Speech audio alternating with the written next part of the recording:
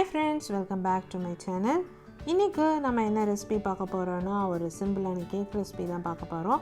அதுவும் coconut cake எப்படி செய்யலாம்னு தான் பார்க்க போறோம். இதுல நான் பட்டர் எதுவும் ஆட் பண்ணல. ப்ளஸ் நான் இன்னைக்கு அவன் இல்லாம கோகனட் கேக் எப்படி செய்யலாம்னு தான் சொல்லி தர போறேன். வாங்க எப்படி செய்யலாம்னு பார்க்கலாம். அதுக்கு ஃபர்ஸ்ட் மைதா எடுத்துக்கோங்க. நான் இன்னைக்கு 125 grams மைதா எடுத்துக்கிறேன். அதை சேர்த்துக்கோங்க. கூடவே baking powder 1.5 teaspoon baking powder, 1/2 teaspoon baking soda எல்லாத்தையும் சேர்த்து நல்லா சீவ் பண்ணிக்கோங்க. இப்படி 2 டைம்ஸ் சீவ் பண்ணி தனியாக எடுத்து வச்சுக்கோங்க. இப்போ முட்டையோட வெள்ளை கருவையும் மஞ்சள் கருவையும் தனித்தனியாக பிரித்து வச்சுக்கோங்க. நான் இன்றைக்கி 3 முட்டை எடுத்துருக்கேன். அதோட வெள்ளை கருவையும் மஞ்சள் கருவையும் தனித்தனியாக பிரித்து வச்சுக்கோங்க. இப்போ நம்ம வெள்ளை கருவை அடிச்சுக்கலாம். அதை நல்லா பீட் பண்ணுற டைமே அது கூட கொஞ்சம் கொஞ்சமாக சுகர் ஆட் பண்ணி பீட் பண்ணிக்கோங்க. நான் இன்றைக்கி 125 grams சுகர் எடுத்திருக்கேன். அதை நீங்கள் கொஞ்சம் கொஞ்சமாக இந்த முட்டை கூட ஆட் பண்ணி பீட் பண்ணிக்கோங்க.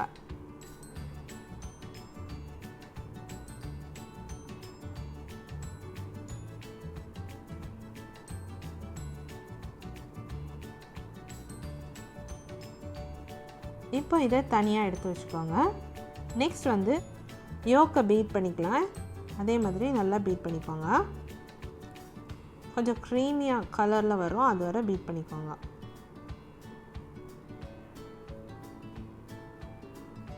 இப்படி யோக்கையும் பீட் பண்ணி தனியாக எடுத்து வச்சுக்கோங்க. இப்போ நம்ம கேக் பேனை க்ரீஸ் பண்ணிக்கலாம். கொஞ்சமாக பட்டர் போட்டு நல்லா ஈவனாக க்ரீஸ் பண்ணிக்கோங்க. சப்போஸ் உங்ககிட்ட பட்டர் பேப்பர் இருந்துச்சுன்னா பட்டர் பேப்பர் யூஸ் பண்ணிக்கோங்க. க்ரீஸ் பண்ண பேனில் கொஞ்சமாக மைதா டஸ்ட் பண்ணிக்கோங்க. டஸ்ட் பண்ணிவிட்டு ஈவனாக எல்லா இடத்துலையும் ஸ்ப்ரெட் பண்ணிக்கோங்க. எக்ஸஸாக இருக்கிற மைதாவை டிஸ்கார்ட் பண்ணிடுங்க. குக்கரை ப்ரீ ஹீட் பண்ணணும். குக்கரை ஒரு 15 minutes ப்ரீ ஹீட் பண்ணணும். அதுக்கு குக்கர் உள்ளாடி மணல் போட்டு ஒரு கலவடை வச்சுட்டு மூடி போட்டு, அதாவது கேஸ்கெட் யூஸ் பண்ணக்கூடாது, ஸோ கேஸ்கெட் இல்லாமல் அதை மூடி போட்டு ஒரு 15 minutes ஹை ஃப்ளேமில் ப்ரீ ஹீட் பண்ணிக்கோங்க. வெயிட்டும் போடாதீங்க. இப்போ நம்ம அடித்து வச்சுருக்கிற எக் ஒயிட் கூட எக் யோக்கை மிக்ஸ் பண்ணிக்கலாம். சேர்த்துட்டு நல்லா மிக்ஸ் பண்ணிக்கோங்க. அது கூடவே கொஞ்சமாக உப்பு சேர்த்துக்கோங்க. ஸ்வீட் என்ஹான்ஸ் பண்ணுறதுக்காண்டி உப்பு சேர்த்து அதையும் மிக்ஸ் பண்ணிக்கோங்க. ஒரு 1.5 டீஸ்பூன் வெனிலா எசன்ஸ் ஆட் பண்ணிக்கலாம். அதையும் நல்லா மிக்ஸ் பண்ணிக்கோங்க. இப்போ நம்ம சீவ் பண்ணி வச்சுருக்கிற மாவை கொஞ்சம் கொஞ்சமாக சேர்த்து நல்லா மிக்ஸ் பண்ணிக்கலாம்.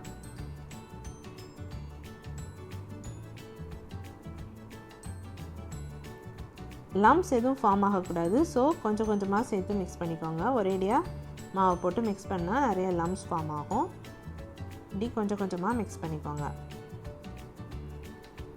பேட்டரை நல்லா மிக்ஸ் பண்ணதுக்கப்புறமா ஒரு 125 ml கோகனட் மில்க், நான் இந்த கப்புக்கு 125 ml, இந்த கப் 125 ml, அதுக்கு கோகனட் மில்க் எடுத்துக்கோங்க.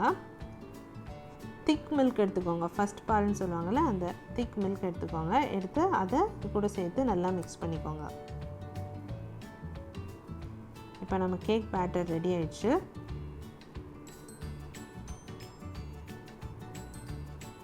இதை நம்ம க்ரீஸ் பண்ணி வச்சுருக்க பேனில் ஊற்றிடலாம். மிடில் இருந்து ஊற்றுங்க, அப்போ தான் ஈவனாக எல்லா இடத்துலையும் ஸ்ப்ரெட் ஆகும்.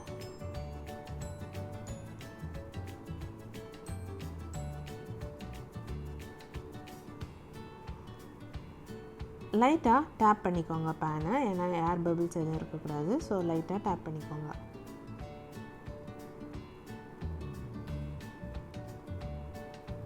கேக் பேனை இப்போ குக்கர் உள்ளாடி வச்சாச்சு. ஆக்சுவலாக குக்கரோட சைட்ஸ் எதுவுமே அந்த பேனில் டச் ஆகக்கூடாது, சுற்றி இடம் இருக்கணும். இப்படி வச்சுக்கோங்க. வச்சுட்டு அகெயின் கேஸ்கெட் இல்லாமல் லிட்டை போட்டு மூடி, வெயிட்டும் போடாமல் ஒரு 30 minutes நல்லா பேக் பண்ணி எடுத்துக்கோங்க. மீடியம் ஃப்ளேமில் வச்சு பேக் பண்ணிக்கோங்க.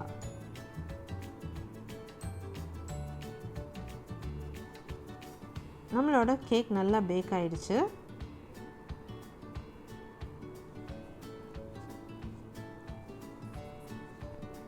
அது மேலே என்ன டாப்பிங் வந்துட்டு நான் இன்றைக்கி கோகனட் மில்க் பவுடர் தான் அது மேலே போடுறேன். இது ஆப்ஷனல் தான், வேணும்னா போட்டுக்கோங்க, இல்லைனா அப்படியே யூஸ் பண்ணலாம். நான் 3 டேபிள் ஸ்பூன் கோகனட் மில்க் பவுடரை சும்மா அந்த கேக் மேலே அப்படியே டஸ்ட் பண்ணிக்கிறேன்.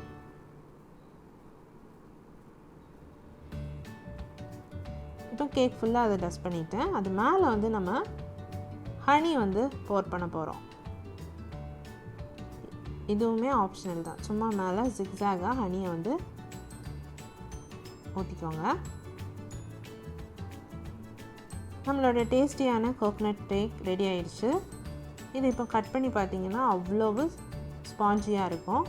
கண்டிப்பாக இந்த ரெசிபியை எல்லோரும் ட்ரை பண்ணி பாருங்கள். என் ரெசிபிஸ் உங்களுக்கு பிடிச்சிருந்துச்சுன்னா என் சேனலை சப்ஸ்கிரைப் பண்ணுங்கள், லைக் பண்ணுங்கள், ஷேர் பண்ணுங்கள். தேங்க்யூ.